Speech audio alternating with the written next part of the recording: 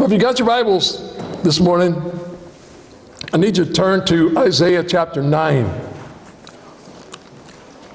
We're talking about the Prince of Peace. And so I don't know, some of you probably are old enough, some of you are younger, maybe you haven't heard this song, but how many of you all have ever heard or sang Handel's Hallelujah chorus at Christmas time? Huh? How many of you all have heard it? How many of you all would like to hear it? We might do that. But one of the things in Handel's Messiah, as the song is there, people don't realize that in that song of Handel's Messiah, not Hallelujah chorus, Messiah, if you were to go back and listen to that song, every word in that song is straight out of the scriptures. That's why they don't sing it anymore in school. In a lot of places they won't, because, oh man, that's a song that has the Bible in it. And so when you go and you're listening to this song,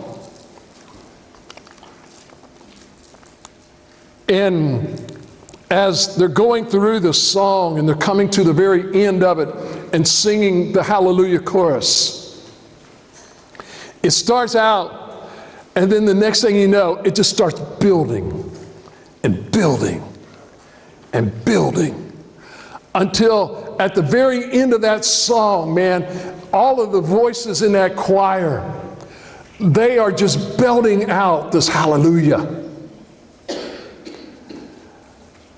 And if you ever sit in the audience, or if you're ever actually happen to be in a choir that's performing that song, it just starts giving you goosebumps. And everything in you just starts really wanting to sing this out as loud as you can and come to that point of hoping that everybody will understand the meaning of the song and that they'll get it that's there. And what you find is that you hear this, and he shall reign forever and ever. I can't do it a cappella. But you get the basses, and they start, and he shall reign, and then you get the tenor, and he shall reign, altos, and then you get the sopranos, and he shall reign forever. And you got all these voices just going together and mixing it up. And I'm not a one-man quartet either, or a choir.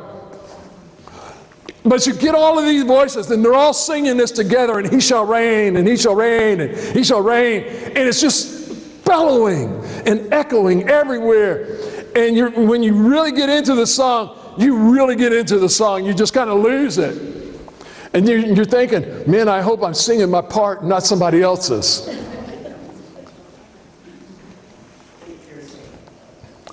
But this morning we're going to start a brand new series of messages that comes from very familiar passages that are there.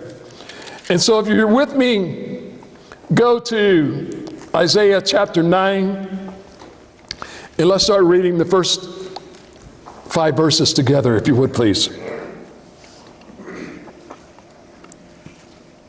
He says, "Nevertheless, the gloom of the distressed land will not be like that of the former times, when he humbled the land of Zebulun and the land of Naphtali.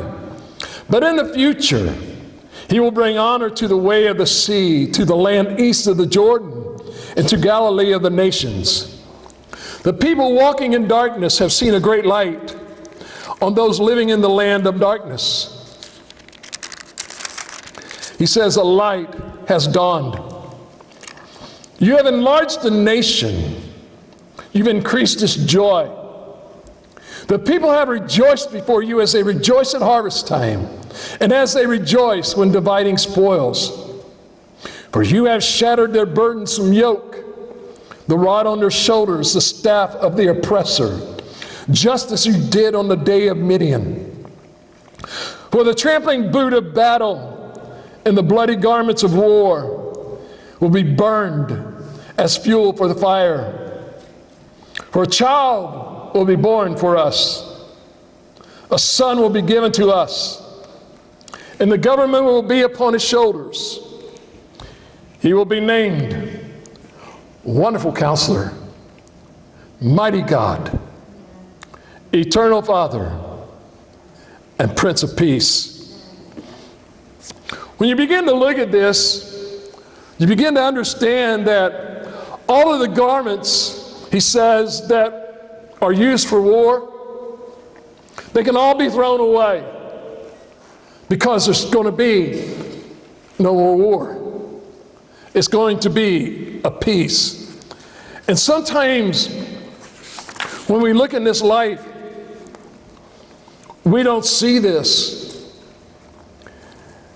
If you go on into verse number 7, he says, "The dominion will be vast, its prosperity will never end. He will reign on the throne of David and over his kingdom, to establish and sustain it with justice and righteousness from now on and forever. The zeal of the Lord of hosts," he says, "will accomplish these things." Friday, Small Business Saturday, Cyber Monday, and Black Friday continues on until they continue to make money. And it'll continue on and continue on. Because all of a sudden, people begin to start changing. They start changing the pace and the pattern of their life.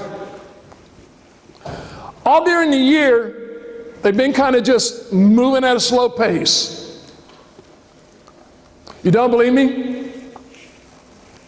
Go to Walmart any time before Thanksgiving and watch how people walk in there.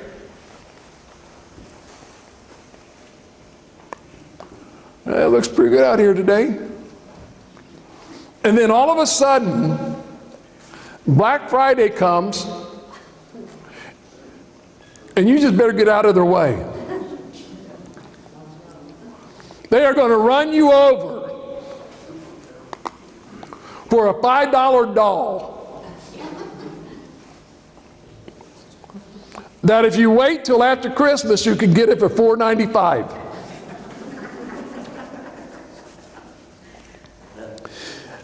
And I guarantee you this, that child will not care that they got that doll on December the 26th or December the 25th. Because on December the 25th, they're going to unwrap all of the boxes, play with the toys, and then on December the 26th, they're going to say, "Is that all you got me? Remember that thing that I wanted?" And you can be the parent of the year by going and shopping at Walmart. Don't go on the 26th, because that's when everybody's returning everything, okay?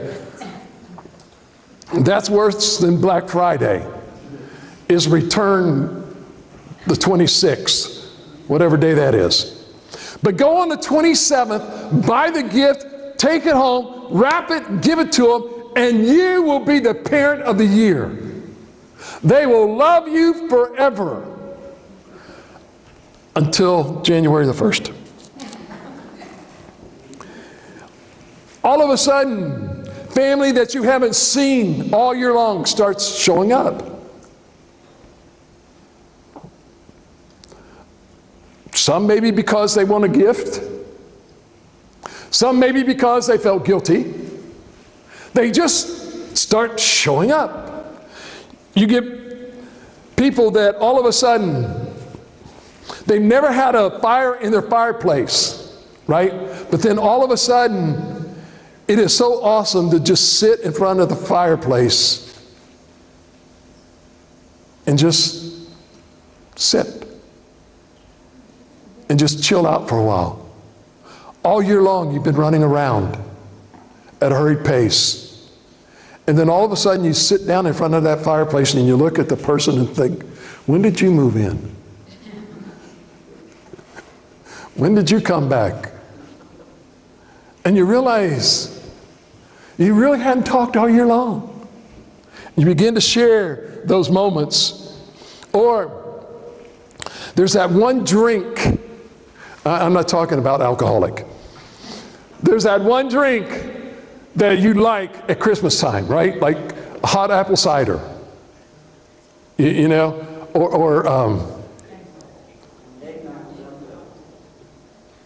That's not on my list.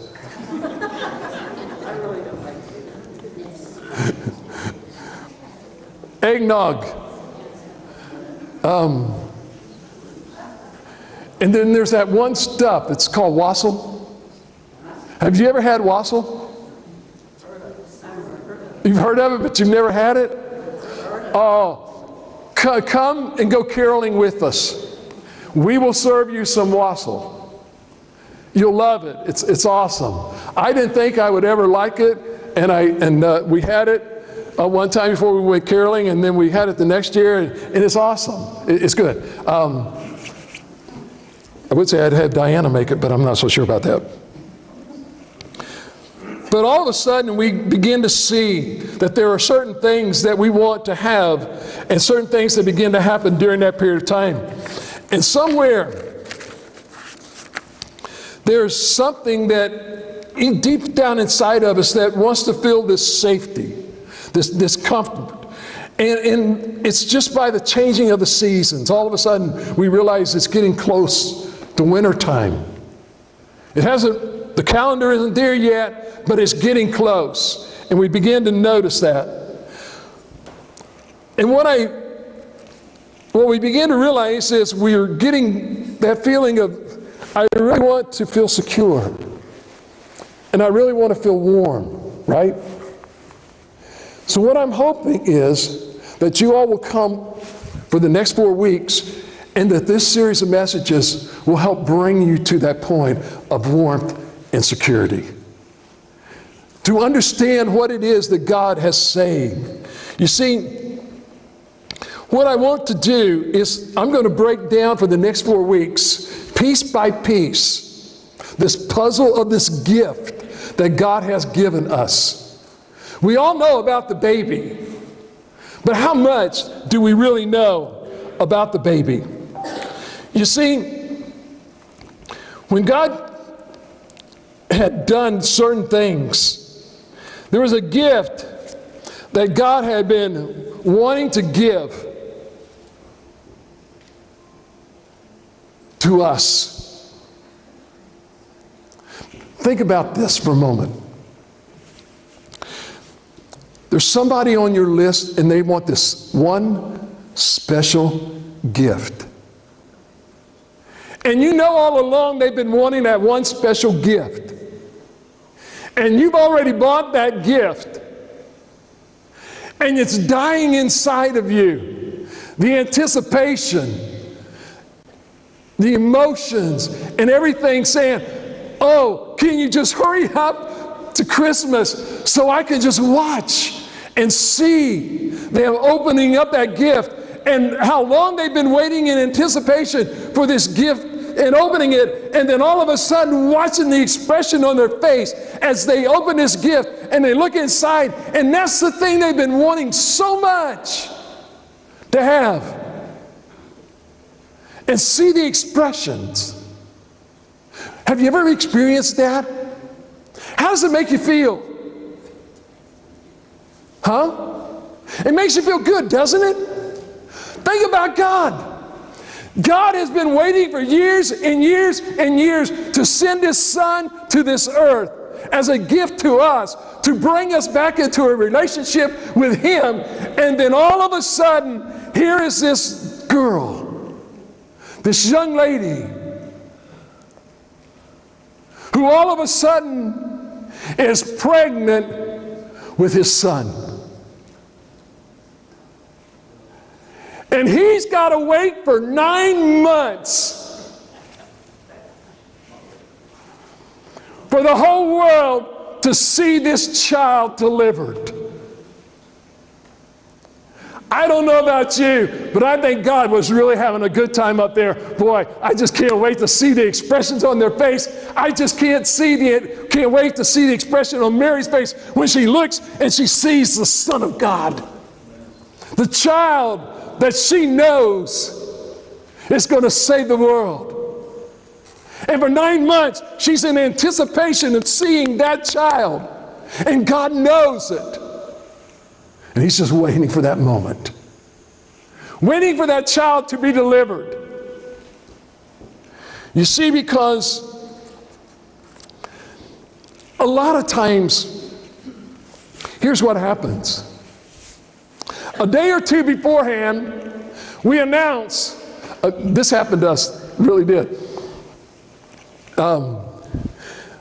When Diana and I were going to get married, I had to ask her dad. I asked him on Sunday afternoon, and I said, Mr. Philpott, Diana and I want to get married. I'm going to be leaving, going to Maryland. And we really want to get married. Is that okay? He said yes. He didn't know that we were planning on Friday. And before he changed his mind, we got to church on Sunday night.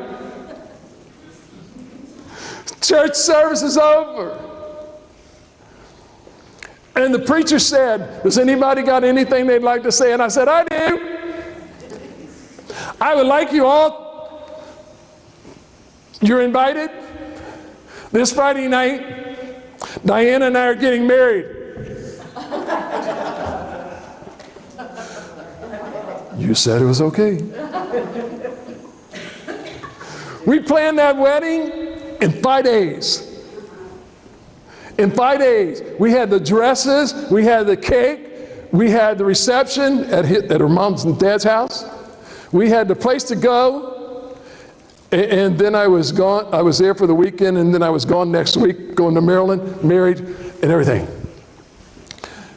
That was a quick one. Now, some of you probably got me beat because you eloped, but we didn't. But think about it. That was 5 days.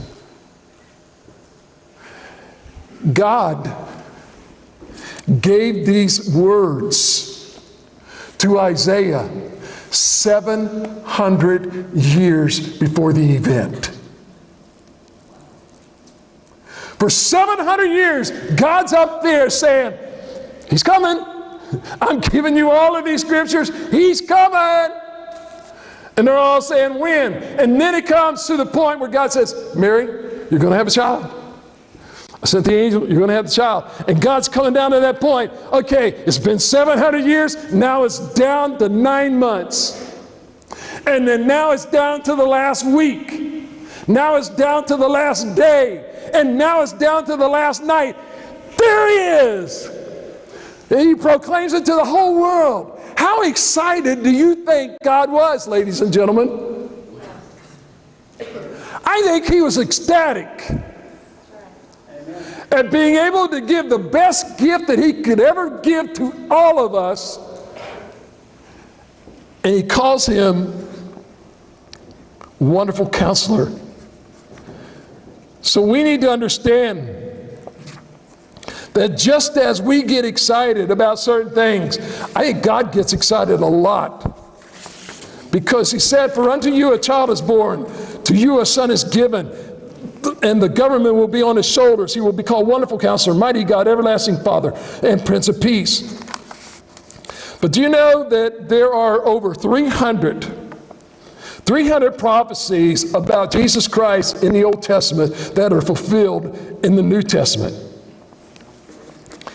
And often,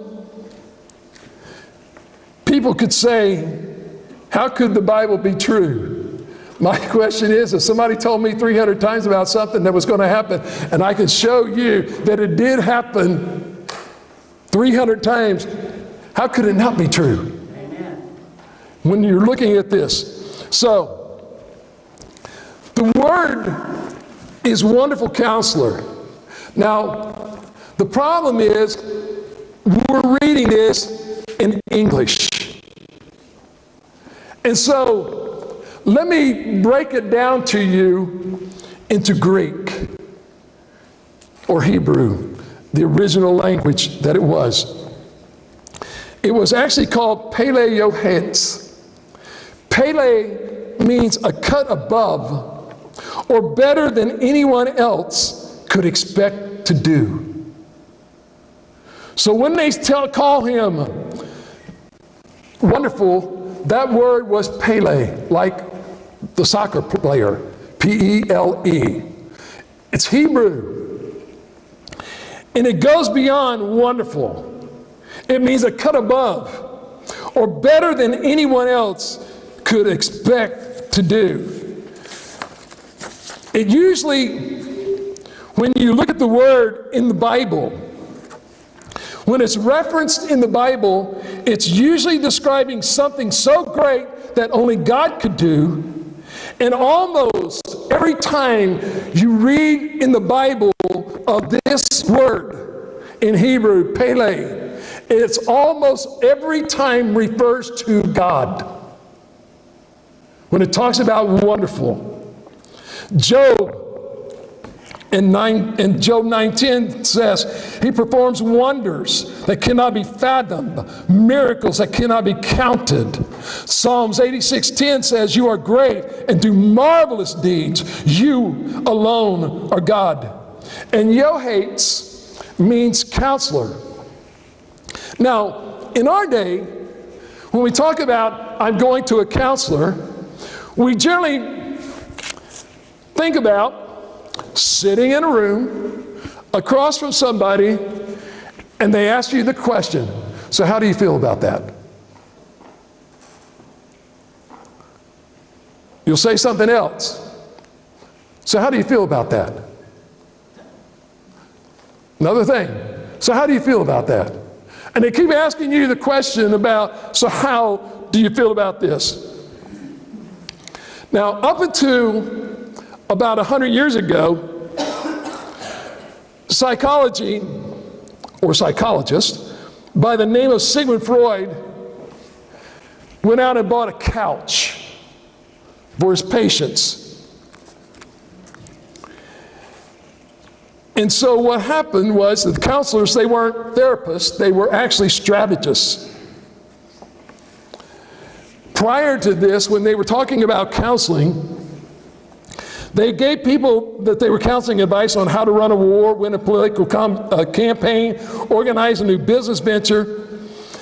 And counselors didn't listen to your inner child. They gave advice to a king or another person of importance about the course to have taken.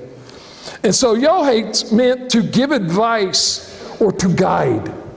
They didn't ask, they weren't meant to ask. When he was saying wonderful counselor, it wasn't talking about God sitting across from you, sitting in a chair, and you talking to him, and he sits back and says, so how do you feel about that?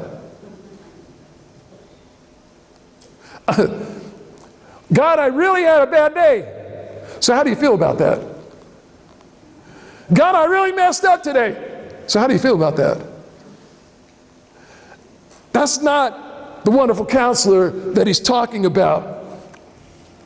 You see, In Luke chapter 19, we have a guy by the name of Zacchaeus. You know the story. Jesus set up a lunch appointment with Zacchaeus. Remember, Zacchaeus is in the tree? And he says, hey, Zacchaeus, get down, because today I'm coming to your house. So what is Jesus doing? Jesus is setting up a lunch appointment with Zacchaeus. He says, buddy, come on down out of the tree. You go home, fix lunch, I'll show up. I'm coming to your house. So we did. So what happened?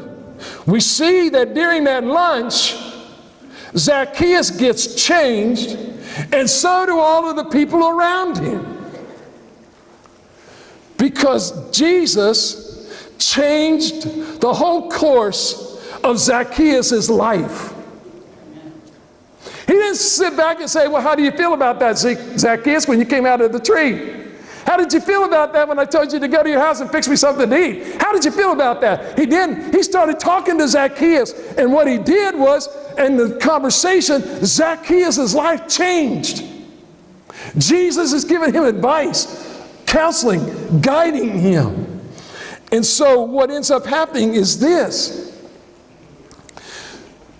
Have you ever really looked back at your life and seen, now that you're older,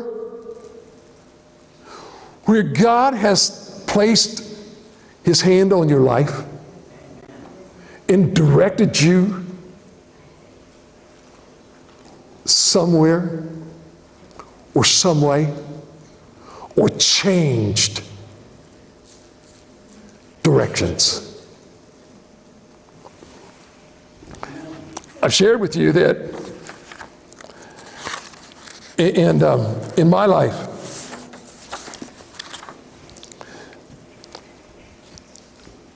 God blessed me with not the gift of English or science. He gave me the gift of math. And I just loved math. So, 7th grade, we all, in the 7th grade, we all were given this test, and whoever came out high, the high 30 kids in the junior high were allowed to take Algebra 1 in 8th grade. I didn't have to wait till 9th. We got to take it in 8th grade. So I got to take Algebra 1 in the 8th grade. I took Algebra 2 in the 9th. I took Geometry in the 10th, along with Physics. I took something else in the 11th, and Calculus in the 12th, and I haven't used any of it since. But in developing that, they started asking me in the 8th grade, what do you want to do when you grow up? What career do you want to go into? And I told them computers from the 8th grade on. God used laying that hand of giving me the gift of math to develop my career path of computers. For years, that's all I did was computers. But at 16, God had also called me into the ministry. And I'm thinking, okay, how am I going to use these two things together? I go into service, I'm still doing this, preaching a few places and stuff, and then I got away from God for a while. Came back home, I'm still preaching, I'm still working. I hated working in computers, I hated doing this, because I wanted the Lord to go out, and I wanted to preach, and I wanted to pastor, and I wanted to be full-time, because God, that's what I want to do, that's what I want to do, that's what I want to do. And I kept complaining, God, why am I having to work? I would rather be over here talking to someone else instead of talking to all of these people. There's people out here that are lost, failing to realize so are they lost, and so are they lost. And I've developed rapport with all of these people. Then all of a sudden, now I realize God had His hand on my life. Because why? Because today, now that when I can really do what it is that God has always wanted me to do, and what I've always wanted to do, now I can relate to people. I don't sit in a church and I don't, and you know, with people coming in and saying, hey, Pastor, we're out of money. And saying, man, I don't know what you're talking about. I've never had that problem. I've been there. Diane and I had only been married, we got married in May, so this was probably June. We were down to nothing. Our last dollar, that was it. We had $1. We had already paid up our place where we were going to stay. We've already put all of the money that we had in our gas, and we had to live for 5 more days. No, 2 more days. Maybe 2 more days, maybe 1, I can't remember. It's not 5, but it's close. We're down to our last $1. She's hungry. I'm okay because I hated KP, but I got to eat while I was on KP. And every once in a while I would sneak something out and bring it home, where we were at, to her to eat. She thought, okay, I'm really hungry. And so she had to drive a little ways to go get a cheeseburger and some French fries, and she's going to bring them back and eat them. It never made them back that far. So do I know how it is to be down with no money? Absolutely. I know what it means to be down to nothing. And praying, God, how am I going to get through the rest of the week? But can I tell you something? I made it on nothing for the rest of the week. He was faithful. Some people will say, how does it feel? My electricity is going to be cut off and my gas is going to be cut off if I can't get the money. Been there and done that. I haven't always been smart. The more money you make, the higher standard of living you have. Until you realize in 1989, when we got flooded to nothing, I realized it doesn't matter what you've got, what you've bought. When it gets hit with water and fuel oil, honey, there ain't nothing saving it. It's gone. I've realized what it's like to have nothing and have to start from the bottom and go again.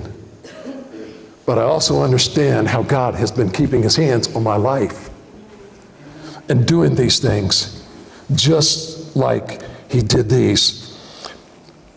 In Luke chapter 8, oh cool, I still got 30 minutes. In Luke chapter 8, verse 38, there's a man. He's being tormented for demons for a long time. And Jesus comes through and he healed him of the demons. Remember the story?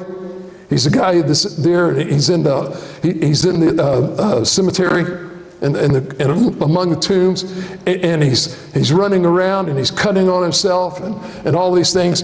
And so in 8:38, look at what it says. The man from whom the demons had departed kept begging him to be with him, but he sent him away, and he said, so you think about it for a minute. Here's Jesus. He's delivered this guy from these demons. A great counselor would say, you know what? You're right. Why don't you come with me? The best place that you can get counseling would be from me. You need to stick with me for a while, and we'll get you on the right path, and everything will be fine, and everything will be wonderful, and all these things. And so what happens?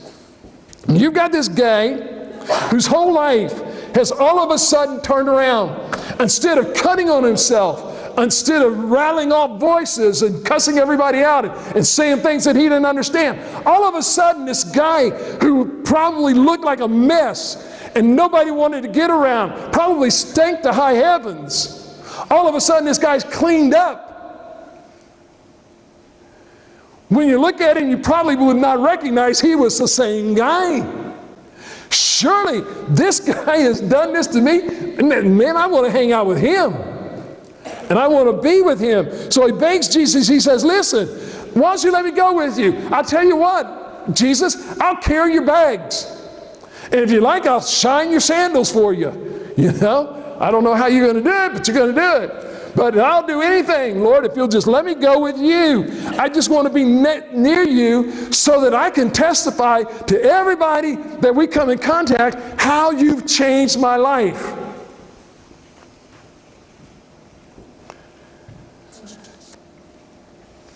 Most teachers would say, oh, you could stay with me and you could hang out with me, but look at what Jesus said in Luke chapter 8 in verse number 39.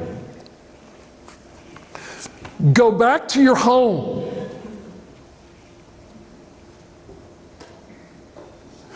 Go back home and tell all that God has done for you. And off he went, proclaiming throughout the town all that Jesus had done for him. And Jesus says to him, he says, listen, while I applaud your desire to learn more, I appreciate your desire to be with me, friend. But you have been away from your family for probably a long time. You've been in that graveyard for who knows how long. And the best place for you right now is to go back home. Is to go back to your family. Go back to your friends. Go back to your loved ones. And what he's saying is, so instead of lightening my load, why don't you go back home and tell them about what I did for you and lighten their load? Go back and tell them. And instead of telling people you don't know about me, why don't you go home and tell the people that you do know about me? And so the text completes in verse 39 that we read. So the man went away and he told all over town how much Jesus had done for him.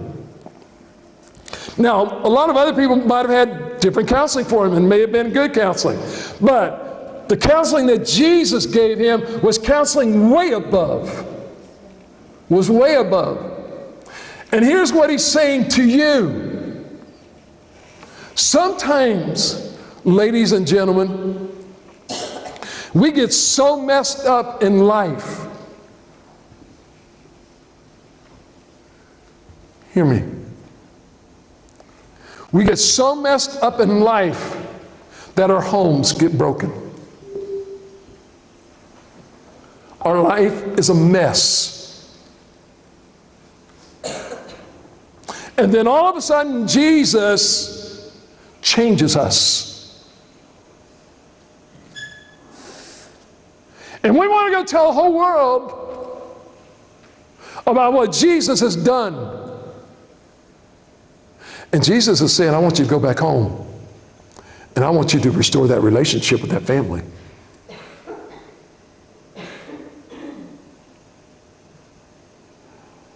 I want you to go back and tell the people within your family what I've done for you. How your life has been changed. I've met a lot of people in life who have become Christians. And I talk to them and they never reconcile back. They always reconcile going forward. And let me say this to you. It's very hard to reconcile going forward if you've never reconciled going back. This is the counseling that Jesus was giving this guy. He said, as you continue on, he says, now when Jesus returned, a crowd welcomed him, for they were all expecting him. In 840. 841. When just then a man named Jairus came. He was a leader of the synagogue. He fell down at Jesus' feet and pleaded with him to come to his house. So all of a sudden, here you go. Jesus has just sent this guy away. He's gone over now to the other side. The next day, word has Jesus has come, and everybody's coming. Everybody's coming. Jesus is in town. His reputation is there, and everybody is coming to Jesus. Okay? So, you push pause for just a minute. Just imagine how this Jairus is feeling. He's pleading with Jesus because he's got a daughter, his only daughter. She's at the age of 12 and she's sick. Really sick. He says he was a leader in the religious setting, so he probably was a fairly mature guy. He probably had a lot of power and authority. He could do a lot of things, but he couldn't help his daughter. He could help everybody else solve a lot of their issues, but he couldn't help his daughter who's sick. So now, you're Jairus. You've got the counselor, Jesus' full attention, and he's coming with you. And you hope that he's going to fix things. Look at verse number 42. As Jesus was on his way, because he had a daughter and she was at death, while he was going, the crowds were nearly crushing him. So here you go. Jairus came to Jesus. My daughter's really sick. I need you to come quickly. So they're starting to travel down through there, and all of a sudden, their progress starts getting impeded because everybody's crushing in on Jesus. And Jairus is right there with Jesus. He's with his disciples. They're traveling, and all of a sudden, they're coming to a halt. They can't go very fast. Jairus is getting upset. My daughter is sick. She's dying. And Lord, there's all of these people crowding around it, and they're crushing us. And it said the crowds almost crushed him. Now look at verse number 43. A woman suffering from bleeding for 12 years, who had spent all she had on the doctors, yet could not be healed by any.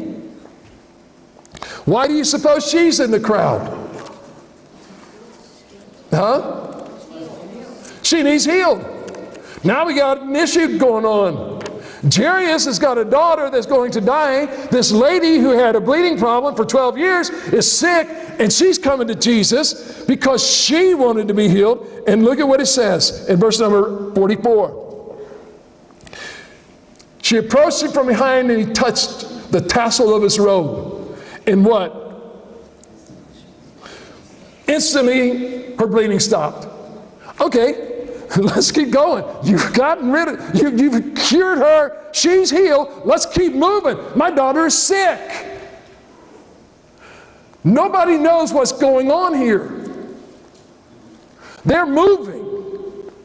Jesus has now healed a woman who had had a problem for 12 years, and he's moving, and then all of a sudden,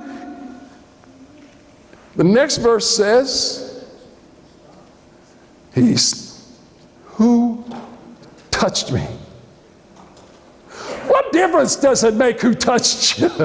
You know? If the person's healed, who cares who touched you? We got to go. My daughter's dying.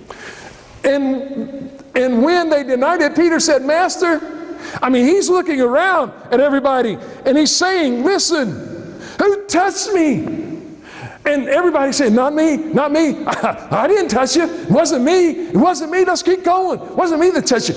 Peter said, Master, the crowds, they're hemming you in and pressing against you. And look at what he says. Peter is saying this. Lord, we got an issue. How can you tell who touched you? I'm Jesus, Peter.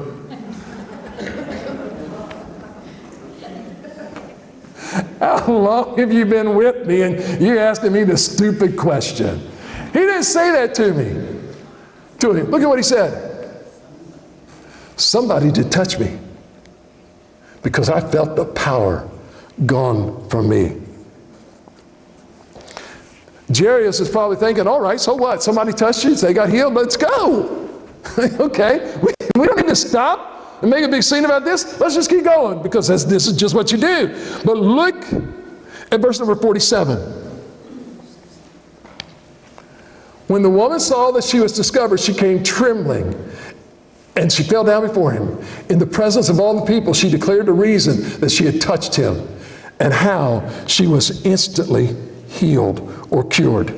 Why did Jesus make her do something like this? Why did he stop and make her do this? Look at verse 48. Daughter, he said, your faith has made you well. Go in peace. You want to know why he was a wonderful counselor? Jesus wasn't just content in healing her. He wanted to touch her heart and heal her heart. For 12 years, ladies and gentlemen, she has been an outcast. She has not been able to go into the synagogue to worship. She could not bring her offerings to the place. She was ostracized from everybody because she was not allowed to touch a person. They were unclean. For 12 years, this woman could not be in a crowd. Oh, but she was that day. And he said, daughter, thy faith has made you whole. Because he wanted her to know that after all of these years, lady, you've lived as a time of an invalid. Now, from this day forward, you don't have to live that way no more. Don't you understand, when God touches us and saves us, we don't have to live that way no more? Amen.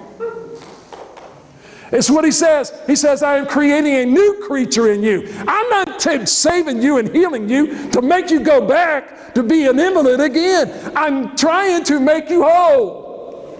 This is the message of the wonderful counselor, of the Almighty God. But it doesn't stop there. The story goes on. Look at what he says in verse 49. I still got 25 minutes. While he was still speaking, someone came from the synagogue leader's house saying, your daughter is dead. Don't bother to teach her anymore. Anybody want to call that guy a counselor? Hey, Jairus, here's my advice for you. Don't bother him anymore. Your daughter's dead. Just go home and take care of it. That great advice? That's an idiot.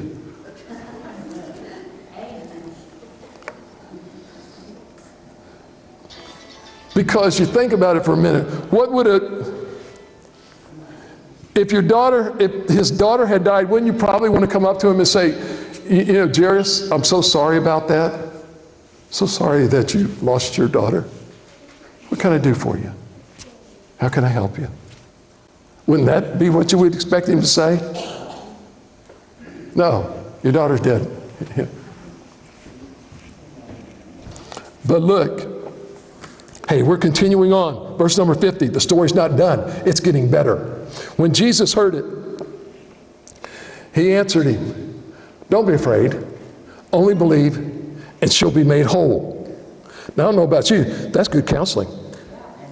But look at verses 51 and 52. He didn't stop there. After he came to the house, he let no one enter with him except Peter, John, James, and the child's father and mother. Verse number 52, everyone was crying and mourning for her, but he said, shh, stop crying. Shh, shh, shh. Yeah, hush up. Listen to me for a minute. No, look at what he said. Stop crying. She's not dead, she's asleep.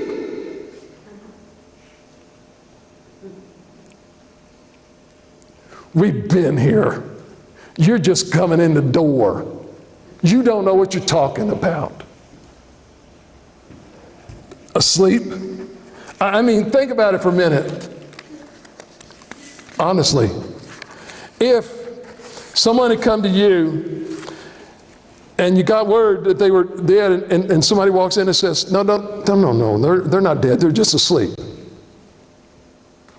You'd probably do the same thing that they did in verse number 53. They started laughing at him because they knew she was dead. But Jesus is the counselor. Now, what kind of a counselor? A cut above. He's a cut above all these other ones saying, don't bother him, no problem, she's asleep, she's not asleep, she's dead. This is our advice. But Jesus says, no, I got some other advice. So what did he say? Verse 54. So he took her by the hand and he called out. Remember, there was another time when he called out to somebody. Lazarus! Come here. What did he say? And he called out, child, get up.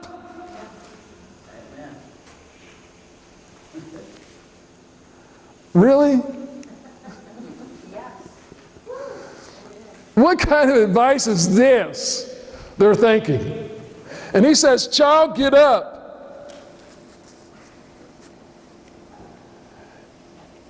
And what happened? Her spirit returned. And she got up at once. Okay? Now here's Jairus. I've been walking with this guy. I had a servant come to me and say, hey, no, don't have to worry about hurrying. She's already dead. There's nothing else you can do. I get here, and all these people are crying, and instead of, when he talks, instead of giving me advice, they just say, really? You're going to listen to this guy? And then all of a sudden, Jairus is there, and Jesus has said, child, get up. And Jairus is over here as Jesus has got the hand of his daughter, and all of a sudden, he's watching as she gets up.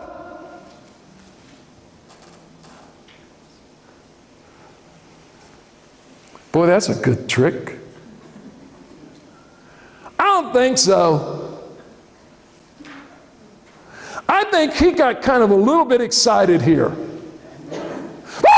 Oh, look at this. Hey, you said she was dead. He said she's alive. She's alive. I'm going with him. I'm taking his advice. He's caught up in the moment of watching his daughter come back to life. Jesus knows there's something else here. She's been sick for a while, which means she probably hasn't eaten. Right? Yeah. Now, Jesus could have said, girl, get up, hug your dad, have a fun time. I'll see y'all later. But he's a cut above. He did something that they didn't do. He recognized something that they didn't recognize. She's been sick, probably hasn't been eating. She's been dead. I don't know about you, but if somebody brings me back to life, I want a Big Mac. Actually, I want a steak. Forget a Big Mac. I'm hungry. She's been sick. She's hungry. So what does Jesus say? This is the counselor that goes above and beyond what any other counselor would have done. He says he gave orders that they go and get something for her to eat. That's the counselor I like. He's doing more than anybody else could have ever done. Think about this. 700 years ago, Jesus was writing, or God was writing through Isaiah, the words for this moment of this wonderful counselor who's going to take and get rid of the war boots, the uniforms, and to bring peace into the lives of people. And this, ladies and gentlemen, is Jesus. And I'm hoping and I'm praying that if nothing else, for the next 23 days, when you walk by that manger scene of that little baby lying in that manger that came to earth on that day, That when you look at that little baby that was lying there, realizing that God had proclaimed 700 years before he came to lie in that manger, that he was going to be the wonderful counselor. That when he came into our lives, he would give us something, a cut above that anybody else could ever say. He would do things to us that nobody else could ever do. His hands have been on our lives ever since we've been born. For this moment and this time, and God has been doing these things. That's the first thing that I want you to understand. And the second thing is that you will seek the counsel of Jesus in everything that you do. Amen. Why? I don't know about y'all, but when this guy told that guy to go back to his family, and he went home and told his whole family, that's some good counseling. So if God tells me to go over here and talk to this person, when I wanted to go talk to that person, I'm going to take this person. I think he knows what he's talking about. When he can look at somebody and say they're not dead, they're asleep, and get them by the hand and raise them, I think that's some good counseling. And I think it's good counseling when he says, y'all need to go get her something to eat. So the thing that you need to understand is that every day when you get up, every moment of the day, and may I say something to y'all? When you're facing decisions throughout the day, my prayer is this, that when you face a decision or a challenge throughout the day, that you're going to say, Jesus, counsel me on this, would you? Now listen, I'm not saying when your husband or your wife or you guys are trying to decide what to eat today, say, okay, God, give me some counsel on this. Or when you go and you're trying to decide where to get gas, and this side has 209 and this side has 220. Don't say, Jesus, counsel me on this one. That's not a difficult decision. I think that kind of speaks for itself. But let me say this to you. If you're facing a challenge in your life, you really need some help. You need to say, Lord, counsel me on this, would you?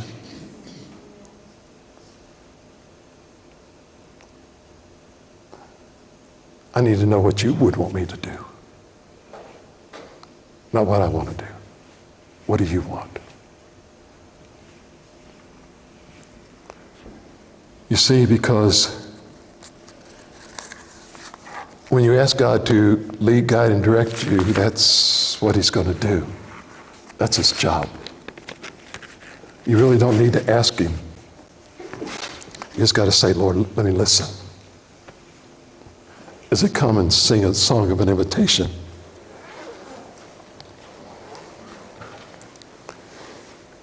Let me ask you this question. Have you given your life to Christ? Have you asked him in? If you have, he's taken up residence. If you haven't, may I say this to you? You really don't have to worry about it. Jesus is always taking new clients.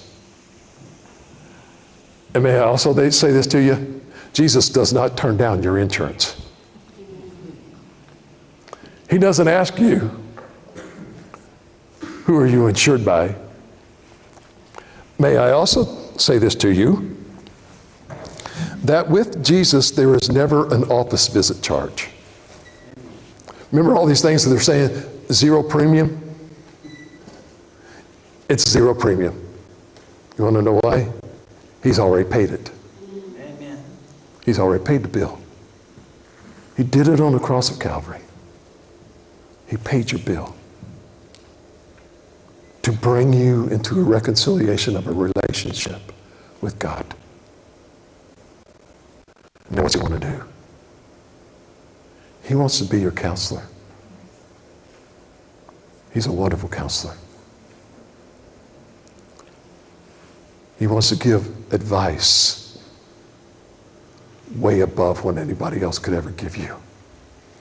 Listen, it's good to seek advice of friends and family.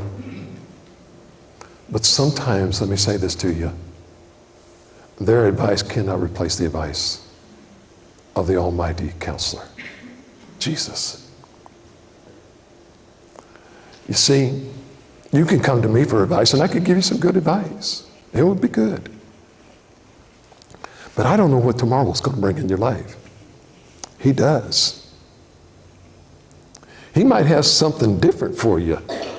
That's why I always tell you, let's go to God about this one. Let's seek Him. What's He saying? What's He wanting you to do? Find it out. Find it out. Hello, this is Pastor Chuck Cotton from Calvary Baptist Church. First of all, I'd like to say thank you very much for taking the time out to either listen to our sermon or to watch it on video. We are grateful that you've actually taken the time and hope and pray that it has been a blessing to you as it was to us as we delivered it to our congregation.